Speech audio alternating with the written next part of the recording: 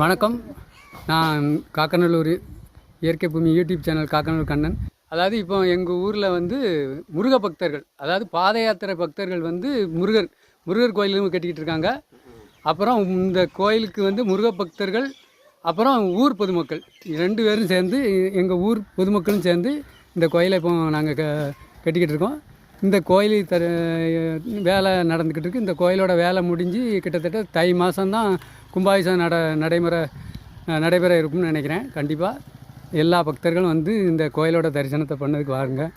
இப்போ எங்கள் ஊர் பக்தர்கள் தான் இந்த வேலையை கட்டட வேலையை பார்த்துக்கிட்டு இருக்காங்க. முருக பக்தர்கள், அந்த ஆண்டவன் முருகன் வள்ளி தெய்வானையோடு இங்கே பிரதிஷ்டை பண்ண போகிறாங்க. கண்டிப்பாக இந்த கோயிலோட வரலாறை நான் கண்டிப்பாக பின்னால் சொல்லுவேன்.